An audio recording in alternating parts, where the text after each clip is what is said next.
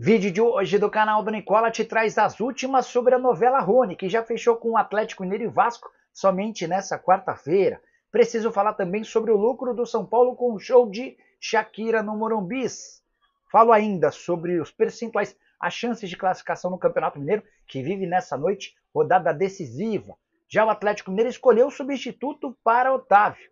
E ele, se vier, chegará do futebol grego. Tem novidade importante também no Flamengo, Barcelona de olho em jogador do Fla. Hugo Souza muito ansioso para enfrentar Neymar, clássico do futebol paulista que acontece nessa noite. Tem também as últimas do mercado, bastidores, finanças e muito mais.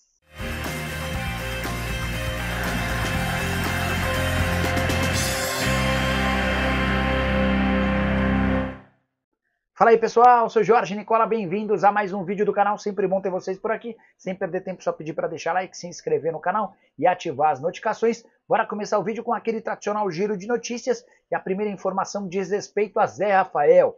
O volante do Palmeiras já passou por cirurgia na coluna, a cirurgia deu certo, ele inclusive já consegue caminhar, mas só deve voltar a jogar em 3 meses. Durante esse período ele fará sua recuperação no Peixe.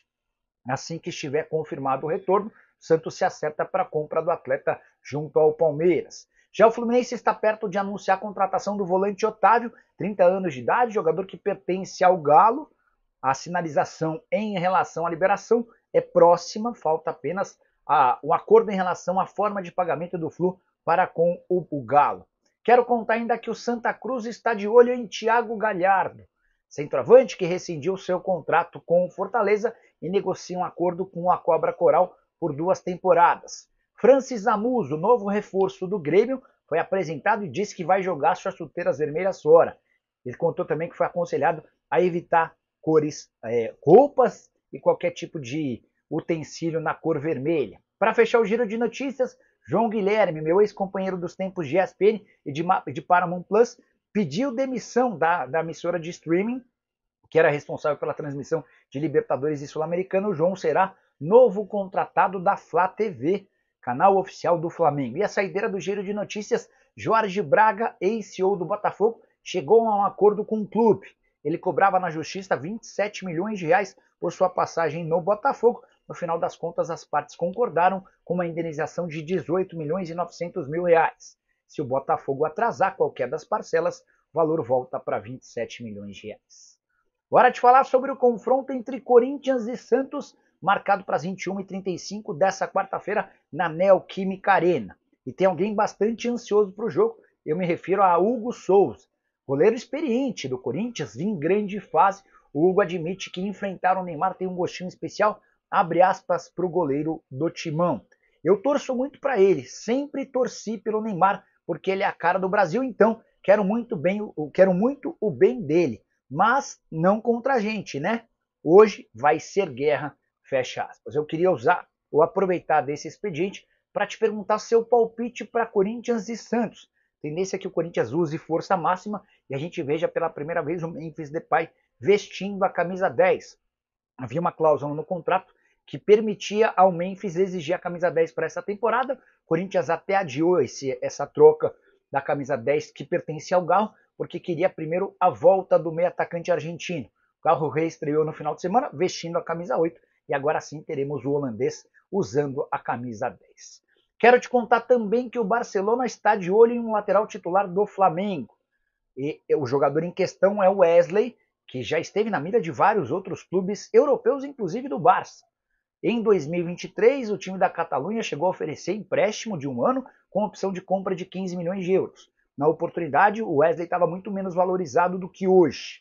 Tanto que o Flamengo sonha com uma negociação de 35 milhões de euros, valor estratosférico, seria a maior venda da história de um lateral direito do futebol brasileiro.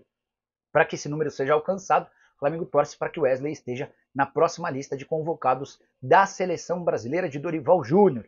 Wesley que quase se mudou para a Inglaterra e para a Itália. Nas 2 negociações, acabou que bateu na trave e o negócio de 20 milhões de euros foi desfeito. Ele seguiu no Flamengo, cresceu ainda mais sob o comando de Felipe Luiz e agora é cotado para jogar na seleção e também pretendido pelo Barça. Só para completar uma curiosidade, o Wesley é encantado com o Barcelona e ele é quem mais torce para que esse negócio seja concluído. Bora falar agora sobre o Clube Atlético Mineiro. Galo já escolheu um substituto para Otávio, que deve ser anunciado nos próximos dias como novo reforço do Fluminense. O jogador em questão é William Arão, 32 anos de idade, volante que já foi do Botafogo, do Flamengo, entre outros. O Arão pertence ao Panathinaikos da Grécia, tem contrato só até a metade do ano, ou seja, já pode assinar um pré-contrato para se mudar de graça para qualquer clube do Brasil ou do exterior a partir de julho, embora a ideia do Atlético fosse ter o William Arão a partir de agora. Importante contar que o Arão chegaria para ganhar um pouco mais do que o Alan, ou melhor, do que o Otávio. O Otávio custa R$500 mil por mês. O Arão pede entre 700 e 1 milhão de reais mensais, incluindo salários, direitos de imagem e luvas. Mas a avaliação no Galo é de que o investimento vale a pena, porque apesar dos 32 anos de idade, o Arão chegaria para ser titular absoluto, enquanto o Otávio não tem conseguido jogar sob o comando do Cuca. Só para completar hoje, as opções do Galo para a função de volante são Gabriel Menino, Patrick... eu queria contar sobre os reforços do Atlético para 2025.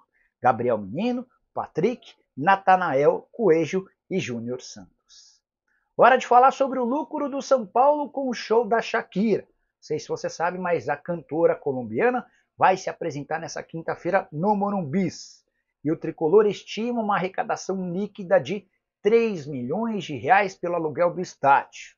A Live Mode, antiga parceira do São Paulo e responsável pela realização da maioria dos shows internacionais no Brasil, foi quem intermediou o acordo.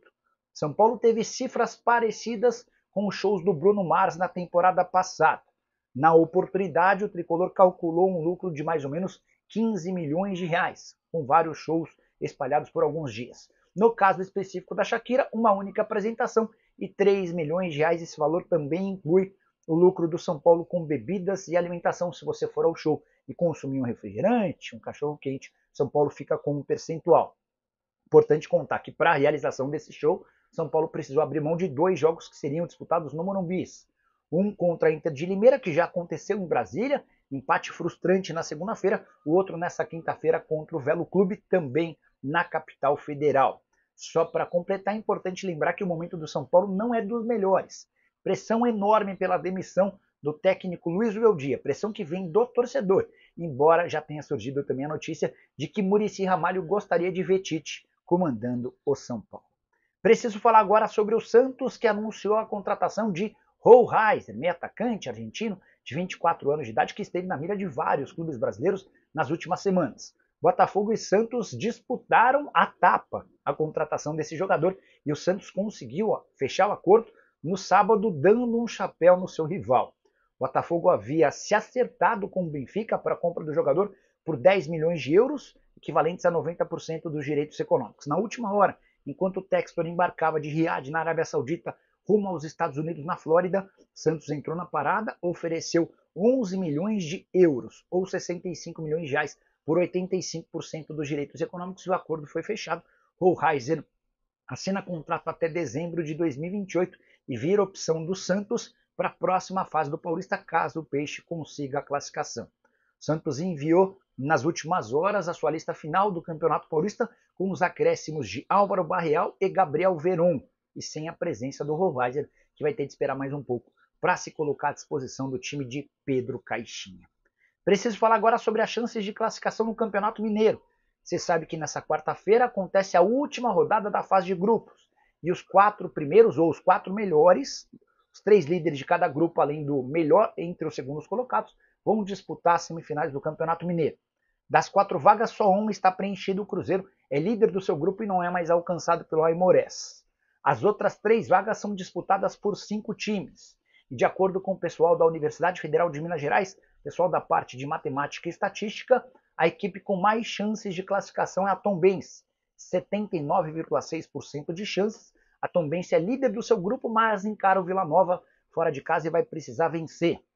O Atlético é o segundo com mais chances. O Atlético recebe o Betim, precisa vencer para garantir o primeiro lugar. Atlético que tem 72,6% de chances. Você deve estar se perguntando sobre o Galo, né? O Galo recebe o Itabirito e tem hoje 72,2% de chances. Em caso de vitória, o Galo já estará na próxima fase, ainda que em segundo do seu grupo, isso porque ele chega a 16 pontos e nenhum outro segundo terá melhor campanha que ele. Para completar, América e Betim não dependem apenas de si. O América depende de uma vitória e também de um tropeço de um dos times que eu já citei. O Betim depende da sua vitória e de tropeços de outros dois times. O América com 57% de chances, o Betim com 18%.